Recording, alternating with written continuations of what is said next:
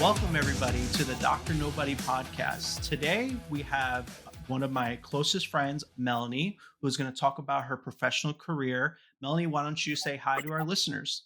Hi, nobodies, fellow nobodies. So good to be here. Thank you so much for having me. Yeah, welcome. Before we get into it, can you give our listeners a little bit of your bio, a little bit of your background? Just set us up.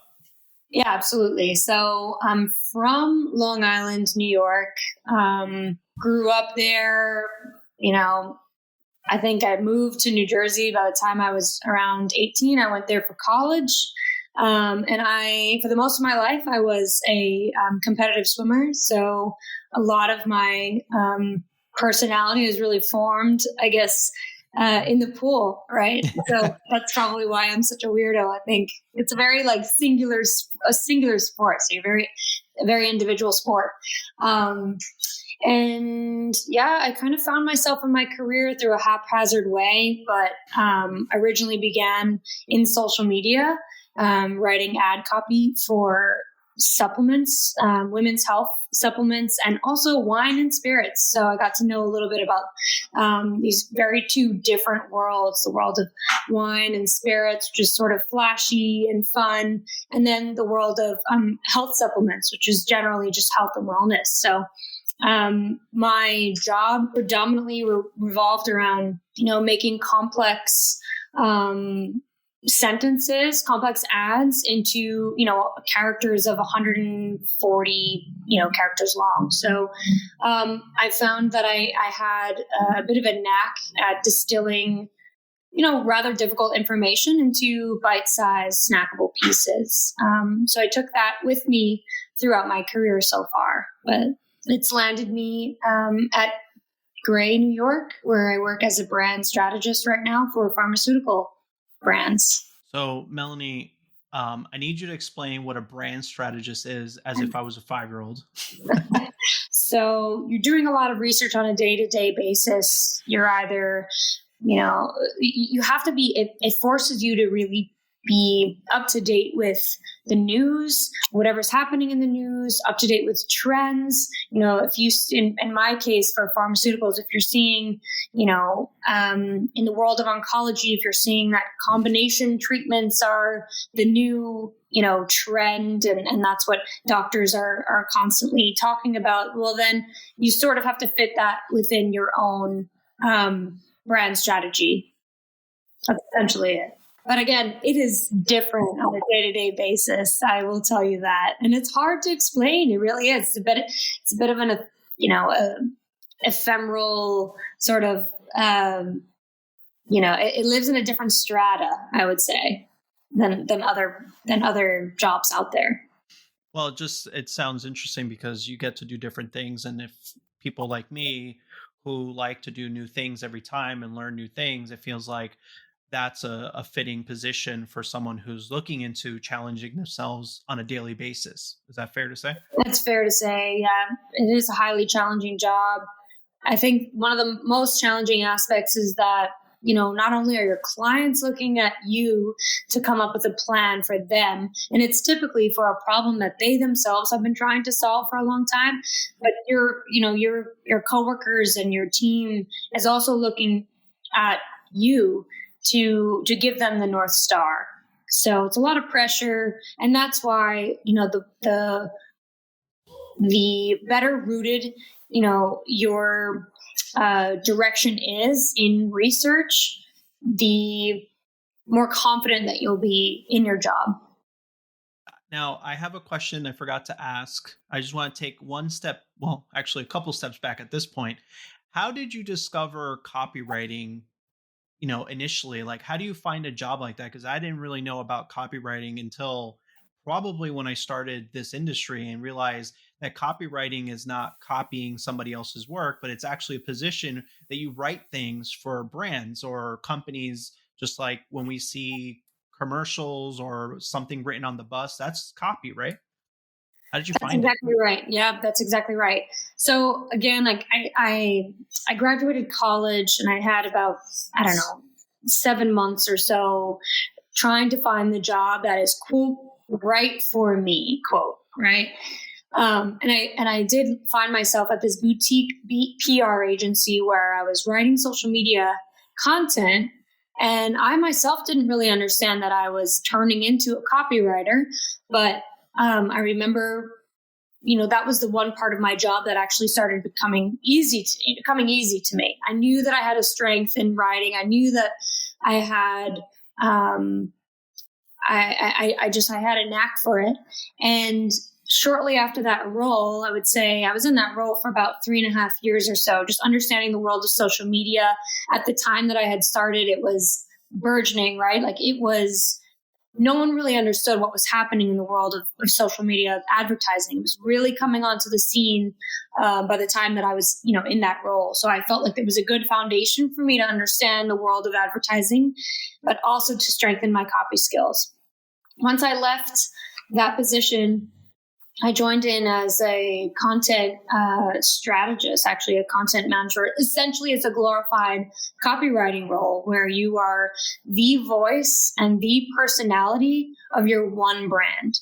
So I was working for an e-commerce brand at the time, and I was writing all of their copy. Think about every single word on a brand's website.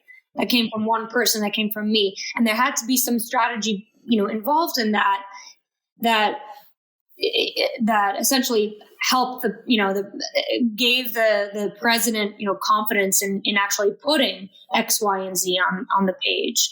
So it was a lot of, I had to learn about search engine optimization. I had to learn about just different content strategies that were out there at the time. And I'm sure, having left that world about 5 years ago or so, I'm sure there are so many more now that I'm not even aware of.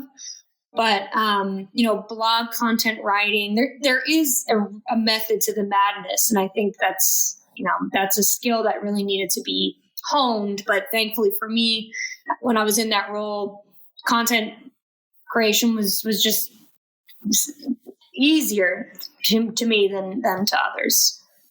How translatable was everything you did in life, like high school, college, to these positions you have now, or even to your current role? Like, did you do a bachelor's or associates in copywriting or advertising or anything? Not at all. Not at all. Oh boy. When I was in college, I had about 2 years in the sciences, deep in the sciences, because I thought that I was going to be a physician's assistant.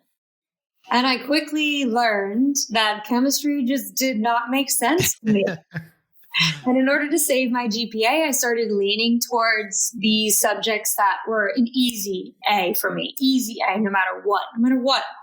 I just loved them. It came easy to me. So I actually was studying Spanish and Italian and economics. I just had more of a business mindset. And in my head, I remember being a sophomore, and I would say to people would ask me, well, what do you want to be, right? When you grow up, what do you want to do when you graduate? My next question. I said, well, I'm going to work in international business because I'm taking economics and I'm studying Spanish and I'm studying Italian.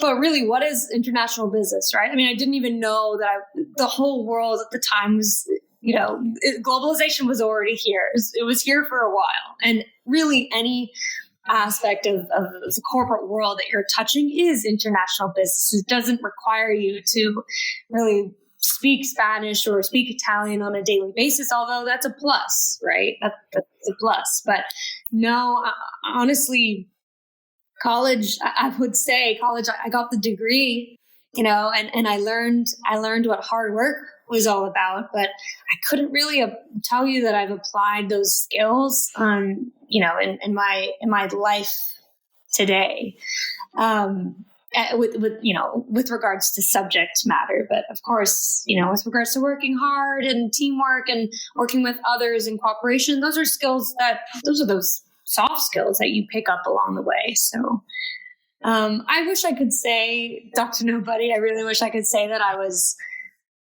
that I knew that I had this North Star, that I knew what I wanted to be when I grew up. But I'm figuring that out on a day-to-day basis. Honestly, I'm finding my strengths as I excel in my career as I move forward in my career, and I'm trying to become um, the employee or the professional that advocates for herself on a daily basis and that really finds her niche, and vocalizes it, because I think that's the personality trait that makes the best type of employee and the best type of worker. Someone who really starts, finding what they like and starts going after it. I think it makes everybody involved, from the boss to the coworkers. I think it makes everybody involved like happier working with you. Yeah, that was very elegantly put. Definitely better than how I explain it in my episodes. But I think the point there really to take home for the listeners is it doesn't really matter what you do in college. It's how you apply what you want to do in Yeah. your life and how hard you work for it. So yeah, I mean, my path is totally different. I did science. I ended up in a science role, but there's people like you who didn't do anything related to their current position and at the top of their game, or soon to be, even bigger and better and badder than you ever been. And it's just, I've known you for now 3 4 years, and you keep climbing and you keep getting higher. And it's just amazing to know that background of yours, that you didn't, you don't have these like terminal degrees, but you're doing work that is equivalent to people with terminal degrees. So it doesn't matter what you have, it's how hard you work and how badly you want it. And I really want to make sure the listeners hear, understand that and hear it from other people than me, because it's just really comes down to, do you want it? How bad do you want it? So I would also piggyback on that and say that, this question, what do you want to be when you grow up, is so invasive, to be quite honest, right? It really is invasive. Like, even like, I'm someone who did study languages, right? So when you say, what do you want to be when you grow up, you're putting your identity in your job. And that is something that I've wanted to veer away from throughout my career. I'm way more than what what I am as a professional. I'm way more than that. It's what I do. Yes, it's what I do, and it's what earns me money, and it affords me all sorts of things. That's great, but it's not who I am. And I think that opens up the door to be flexible in your career and to really explore other options. And, if I wanted to veer away from copywriting and go into strategy, well, I'm going to do it. Right. And if I want to veer away from social media and go into something else, well, I'm going to do it. It doesn't, having that flexibility is so necessary so that you're not boxed into one particular thing. Or I would say, we as in brand strategists and pharma, we look at there's a alarming statistic out there about healthcare practitioners being so miserable in their jobs, and the suicide rate is way up in those, and that sort of profession. It's a thankless profession in many cases, and a lot of times, and I'm only picking one profession right now, but a lot of times physicians get into their field because it's what they've been told to do, and it's not necessarily what makes them feel fulfilled. So it's just important to me to have that distinction where, this is what I do, but it's not who I am. And what I want to be when I grow up is someone who's, much more than what I do. Like, I want to be kind. I want to be adventurous. I want to be curious. Like, that's yeah. what I want to be when I grow up. Yeah. No, wow, that's really good. And that's perfect, because even when we were younger, thinking about those in grade school where they tell you, what do you want to be when you grow up? And you got to niche yourself into like, I want to be a firefighter or a doctor or stuff like that. But these are roles like you and I have right now that are beyond those type of cliche positions, and I think people don't understand that, and the listeners are starting to learn that, seeing other positions that they've never heard of. Like, there's something beyond the norm. And I guess saying to what you were talking about, like identifying yourself as a doctor or a police officer or a translator. Like, no, there's things beyond those things that you can do, and it's up to you to find it. And I guess then that brings up to my next question in that, has anybody been there for you that has mentored you throughout your journey or guided you or advised you to like, hey, Melanie, do this. Hey, I suggest you going this way. Anybody important that's done that for you? Quite honestly, no one in particular, not one singular person in particular. I've had impactful people throughout my career, people who have just made me feel comfortable and confident in what I was doing at that particular role.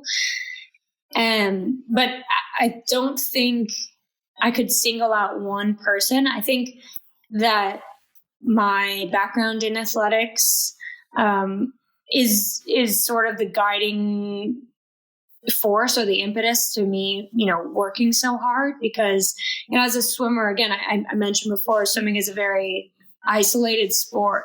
For the most part, you're just looking down at a black line, right? And going back and forth for hours at a time. Sounds boring. Very boring. Very boring. I don't recommend it. They should put like a little TV under there where you can follow and at least watch the news or a Yeah. video or Netflix. Yeah. Something, right? They probably Yeah. have that nowadays. But back then they had nothing. Anyway, it's not a team sport. It's just you on the blocks. And so you're really swimming for yourself and against the clock, and also, for the coach, right? For the coach, you want to get that encouragement. So I think in every role that I've had, I've just wanted to, I've wanted to make, a manager feel like they're like that I'm doing a good job, right? I sort of wanted their kudos and their okay, great job. And that's motivating to me. I like performing well for the quote unquote quote coach in my career, in my field. But I do have like a few people in mind that I've looked up to, definitely with regards to, their, I guess, how they handle stress. It's important to me, to sort of side up, next to someone who's able to handle the pressure and handle the stress with grace, especially in a field like what we're in, this field of client services, where it's just a lot of stress. And some of these questions that we're asked are, we're supposed to answer on our feet, and sometimes you just don't know the answer. But for a few people that I have in mind, it's a master class of just answering like the difficult questions and just having the sweat roll off their back. If that's the expression. Is that the expression? I don't know. You just made it. Yeah. Into one. Yeah. Just like keeping calm under pressure, because I know I wrote it in my bio, I'm a very neurotic person. I get stressed out really easily. And so I appreciate when someone else can really keep their cool under pressure. All right. So I want you to think in these next couple questions in terms of your career and what it's done in your life as well. What's one like valuable insight you've gained throughout your career or your life that you would want to share with someone or our listeners that really would help them? Like a hot tip. Yeah, like a hot tip. One that I have been putting into practice this last year, especially since now I'm married, there's someone else involved in my life. My hot tip would be to own your calendar. Own your calendar like it's your lifeline, because it really is on a day-to-day basis. Like, your calendar is your time. And if you have a mountain of tasks to get through, but you have, coworkers left and right asking for your time to talk about the work that needs to be done, that work that you need to do, it is just so important to own your calendar and to really speak up for yourself in that way and say, no, I have a block to get, one deliverable finished. and it is my priority for the day, and I will speak with you, tomorrow or another time. So, but not only during the day, during the 9 to 5, or in my case, I work East Coast hours on the West Coast. So I work Oof. 6 to about 3:30 or 4.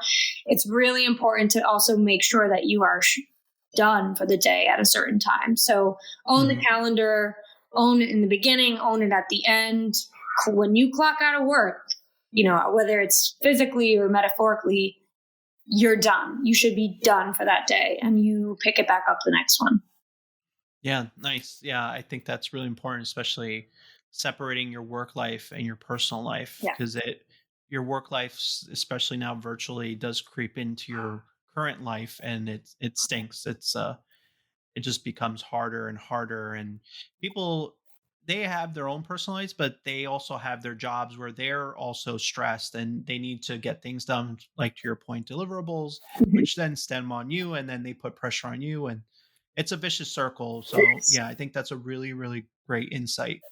I think I look, I'm saying this without any, research whatsoever, but part of my feeling with this last approximately 2 years or so with this hybrid style of working, and for the listeners, I work entirely remote. I work in California for a role that's actually based in New York City. And it is a pretty isolating experience in many respects, because you're not in the office. And, in our case, Dr. Nobody and I, we were in the office every single day, chatting it up, having a good Oh yeah. time, having banter, but also doing the work and enjoying, the teamwork and the partnership that we had. But Hmm. that's not happening right now in this hybrid style of working. And now being hybrid, or in my case, being remote, is amazing in so many ways. And I honestly would prefer it over working in the office again. But, I think there's this vacancy involved, where I think that's why people are putting so many meetings on the calendar, because they just miss chatting, right? They miss talking to their friends Yeah. and interacting, where you would be able to do that if you were just sitting next to someone, but now you really can't unless you're in a meeting together. So it's a double-edged sword, I guess. It's, you have Yeah. to own the calendar, but at the same time, understand that meetings and collaboration are so important to just your mental health, and just, also getting the work done, but also just having that socialization for a few hours of the day. Yeah. No, I totally agree. And one question I have for you is, and I guess we already know the answer to this, how important is a partnership to you in your position? Because I know personally, and so this is kind of a biased question. I personally know that we were partners as a medical and brand strategist partnership we had at our old agencies, but now it's a little different. I've been a different agency, and partnership wasn't is not the same as what we had a couple years back. How important was partnership then, and how important partnership is now? And I'm relating that because of COVID, because Right. now we're virtual versus in person. Right. So I think first and foremost, it's really important that you're set up with the right individual, because, and I was just blessed. I mean, we were just lucky, like, to find someone to find a match, right? Like, this partnership, not to talk about it like an actual relationship, but it really is like, there's this Hmm. relationship that you foster. And if you're with the wrong person, I mean, it's just going to make everything way more challenging. But in our case, you were the yin to my yang, and we were able to, complement each other's strengths, and really, raise each other up when they had weaknesses. So there was such a knowledge share that went back and forth with us in that first year. And, some lessons that, I've taken with me like 2 years later. I think that, and look, every agency is going to operate differently. I think there's a beauty in the partnership style of working when it comes to strategy, because of all the pressure that is involved in this role. because you need, not only you need to root it in research, but you really just have to walk in the room with absolute confidence in what you're about to present. And having someone there who is, fully invested, because the team could be invested, your account team could be invested, your project manager, but it's only going to go so far. At the end of the day, their responsibility is to the client, but your responsibility is to the work. So, us being coupled together was, it was encouragement. Like, you just knew that the other person was going to be there if something went wrong, or even just chime in if there was empty space in a presentation. I will say, in the last 2 years, since we haven't been working together every day, it has forced me, in so many words, it has just absolutely forced me to try to get a handle on science in general, right? I'm a brand strategist. I don't have to focus so much on the science, but without that piece, right? If I'm not fully understanding it, then I don't really fully understand what I'm doing, on the brand strategy side. So it's really forced me to take it in and learn it. Yes, at my own pace. I'm not going to pick it up as easily as a medical strategist would, but, it has pushed me to becoming a more well-rounded brand strategist. Now, with that said, I'm hoping that someone could be paired back up with me, because now I'm ready again. I think I've pushed myself enough to to pick it up, right? But now I'm ready to have a partnership again. So, and look, I have to say, I'm just jealous of the way that, it seems like creatives are constantly partnering with each other. It seems like there are 2 to 3 to 4 account people in a room at the same time. Why should there only be one brand strategist? Why should there only be one medical strategist? Especially if we are the ones who have to speak up, on the direction of the agency. It's just, it's not fair in my book. So bring back the partnership. You could start a movement. You can make shirts, hats, do your thing. Yeah. I'll support you. I definitely support that. One piece of advice I got recently, with someone who will be on the podcast, they told me to find someone at whatever you're doing. So our strategy roles were put on different brands. So it could be multiple types of drugs, multiple consumer brands, whatever it is. So each one has a different team. So the advice that he gave me was find someone you click with Mm. and partner with them, no matter who it is. If it's an account person who's irrelevant to your partnership, so they just help with moving things along, pushing some money, talking to the client. But it's good to find a partner in any position you find in any job, that you can form a relationship. That way you can commiserate together, you can work together, you can lean on each other. And I think that's an important aspect, and why, I appreciated, and I know you appreciate our partnership. It went beyond just our work. It went, friendship and beyond. Um, and still is. I mean, we're still friends, really close friends. We talk to each other frequently. Mm-hmm. And I feel like our partnership is still growing. And I think people need to find and understand that not just in agency world, partnerships exist outside, Oh yeah. to help them. Yeah, I completely agree. And it's a difficult subject to really talk about, because you hear and you read about how, there are pieces out there. You can just do a Google search, right? Treat your coworkers as coworkers and not as bosom buddies, right? Like, not as best friends. Mhm.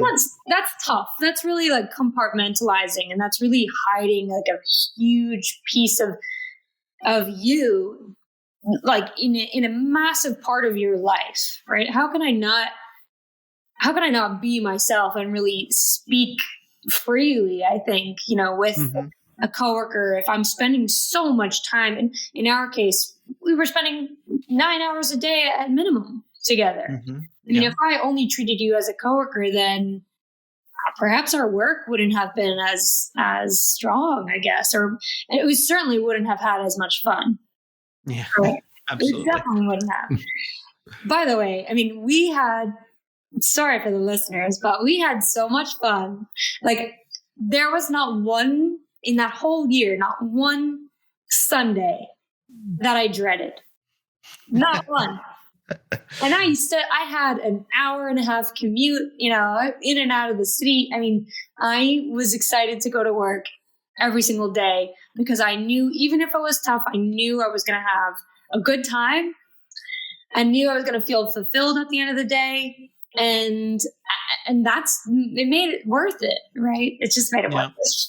Yeah, absolutely. And that commute sucked too. So being able to talk and people watch and experience weird things in New York City trains, yeah, that was definitely fun and helped a lot. Yes, definitely. No, they need to see that we're human too. So Yeah. work is work, but there's also beyond work. And in terms of being human too, Melanie, can you tell me your best moments in your life or your career? Doesn't matter. And your worst moments in your life and career, just one of each. Okay. Best moment of my career so far. I was working at a role as a brand strategist for about almost 2 years, I think, but I was operating at a level that was a lot higher than the level that my title had said, and then also certainly the level I was being paid.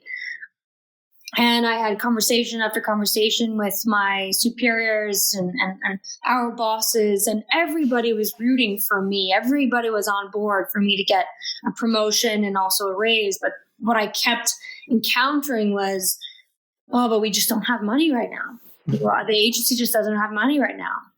And I could see it. I could see some writing on the wall. I could see that, we had just finished with a series of layoffs for people, and because the agency really was struggling at the time. But here I was being paid as a junior, and title of a junior, but flying back and forth to London and helping to facilitate major workshops with very, very senior clients in billion-dollar companies. So it just didn't make any sense. And I talk about advocating for yourself. I had to advocate for myself. I had to find a way, to find a livable salary, right? And to really understand. I mean, like when push came to shove, if another company gives me an offer, will that be enough for me to take me away from this position? Like, will they pay me what I would believe I'm worth? Mm-hmm. And then B, like what will happen with this company? What will happen with the company that I actually did grow to love? At the end of the day, I got a job offer for double my salary.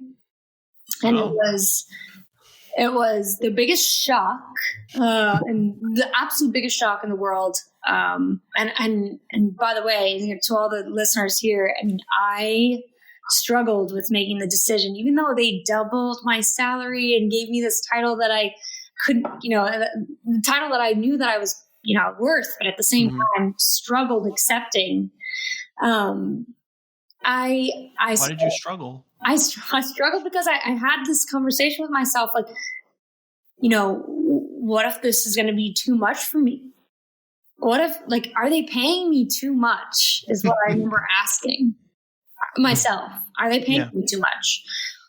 Which is the most like misguided and just the craziest, phrase, like to run through your head. But that imposter syndrome is real, folks. Yes. Like it is real. And you really, especially if you've been struggling at a position where, you're not making that much money, you don't have the sexiest title, and you're doing grunt work every day in and day out, all of a sudden, you're handed this blessing, right? You're given this opportunity to really shine, and they're going to pay you for what you're worth. I mean, you're faced with the question of like, am I actually worth this? So I had to get through that. And I took about a month. I think I took about a month to really accept my decision to leave the company and to make that decision and to make it known, for everybody. And then I had to take a month to actually prepare for the new role. So I don't know. I think that may be like the best and the worst moment, I think, in my career, because it is sort of, it is sort of embarrassing to admit that I was so upset, I think, to be paid double. And I almost backed out of it, Mm. and so that just to be in that quandary of not believing in yourself and not thinking, you are worth that number and then some. It's a sobering, I think, realization. It just makes you question. I'm glad I took the role. I'm glad, but yeah, it was difficult. It was a difficult journey for me. Yeah, and I appreciate you sharing, and that's probably an incredible story of being both worse and best. Yeah, I don't think I could come up with something like that, but good for you. But a couple points that you made, we do talk about imposter syndrome, and I also experienced imposter syndrome, but not in the same way you did. Definitely, as a graduate student making less than 20,000 a year to jumping, doubling and tripling your salary as you move up, it is a big shock, Yeah, and I felt the same way. But me, I was just like, yeah, let's do this, But I think, to going back to the original question about your humble beginnings and your unrelated background to where you are now, do you think that mentality also played a role? Because I feel, listening to what you're saying, is you're feeling that you shouldn't get paid double is originating from the fact that you didn't have the set background that everyone tells you should have. And hmm then all this money with this title now is like, whoa, that's not what I've been told I should deserve, right? Do you think that played a role? absolutely. I think that such a loaded question, but I do think that not having the experience that other colleagues had, and not being able to speak so eloquently at my role or even explain, what my role is, like step one, right? I think that contributed to, my imposter syndrome. Sometimes I've asked myself throughout this career, would it have been easier if I just studied marketing in college and or perhaps gone to school to get my MBA? And then you think, well, there's this such a thing as school of experience, especially in my role.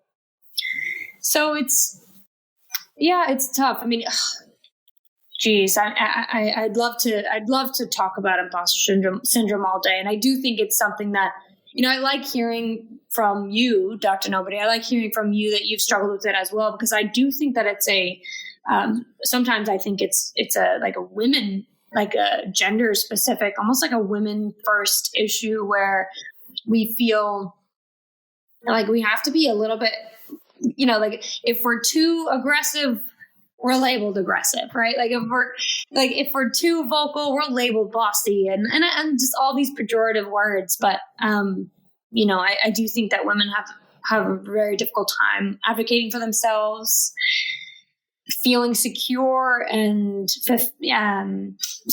confident in the role that they've been given. I think a lot of times we as women wait until we have ticked every single box off for that next title before we get that title. Whereas, at least in my experience and a bit of what I've read, men will be more adventurous in their career jumps, where they say, okay, I'll figure it out as I go. And that's it, Yeah.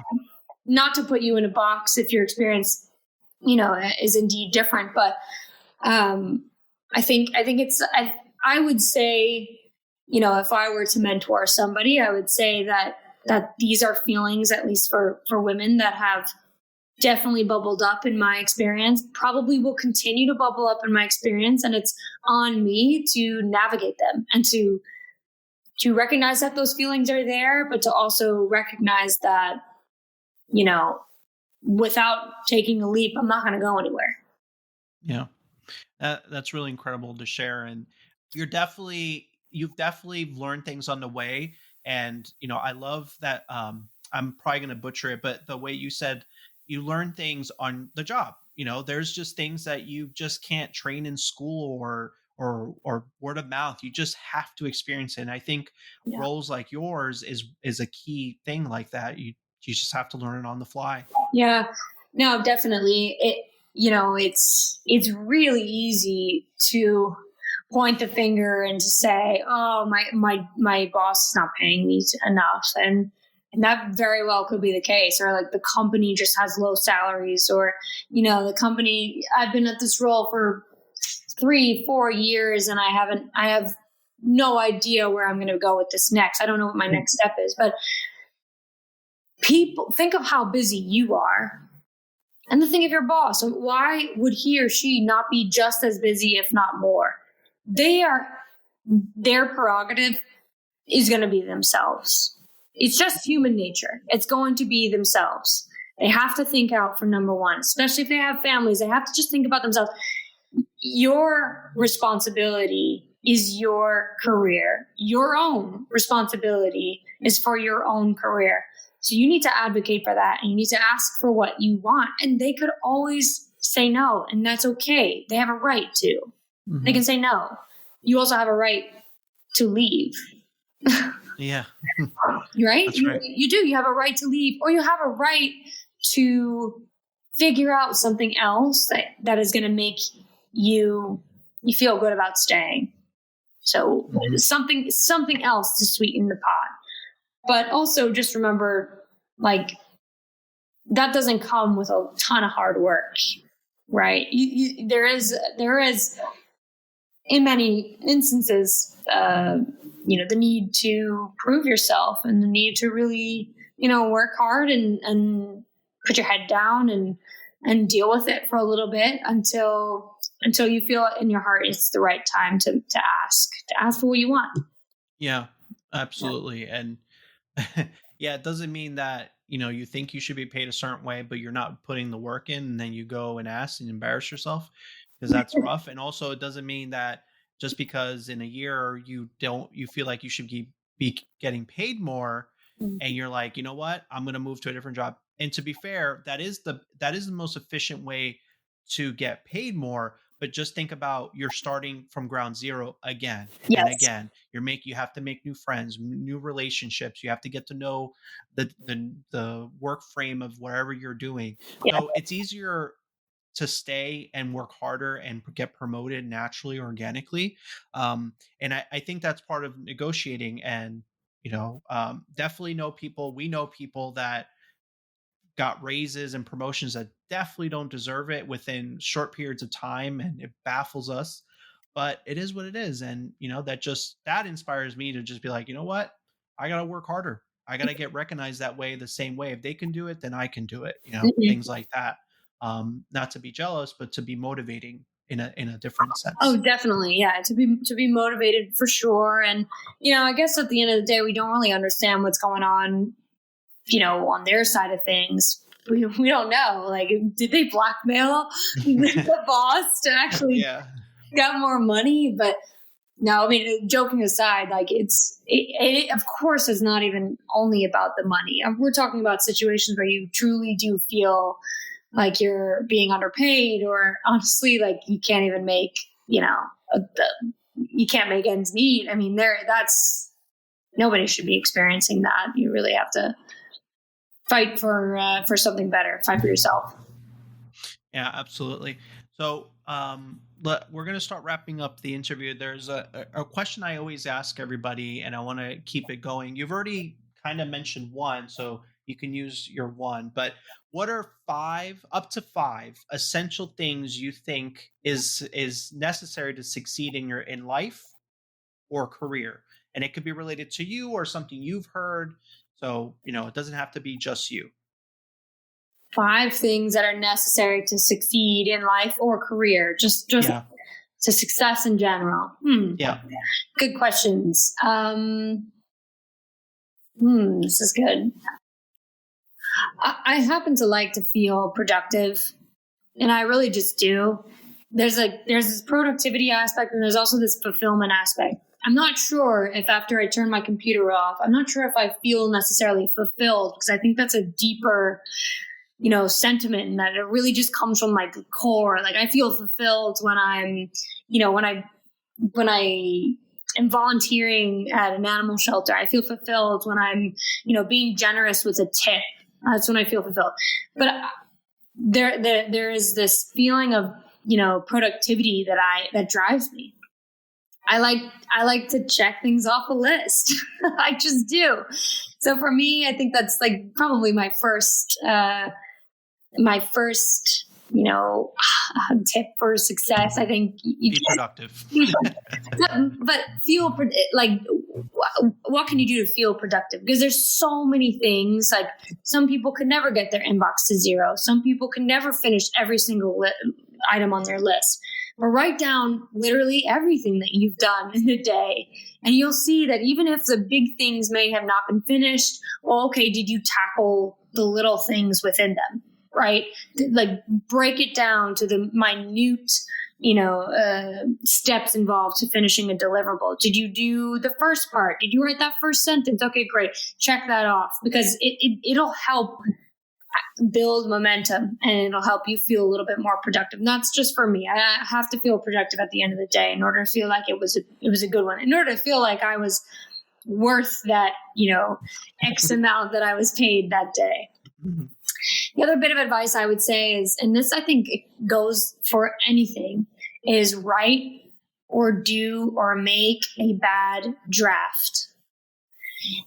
And I don't know if I'm, if this is, if I'm a minority or if I'm a majority, but I have paralysis of decision making and paralysis of thought on a daily basis, where, I'm given a deliverable and it seems so big and so complex, and I just don't even know where to begin, right? We've all been there with our, like in a literal sense, the pen, like, pressed up against the page, and you don't even know how to start.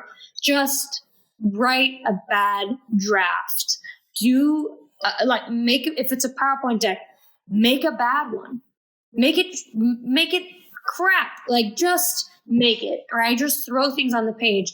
Tomorrow you can come back and refine it. Or if there is no tomorrow, right? If you need to get something done in an instant, and for whatever reason your boss needs to see it in a few hours, at least he or she will have something to react to.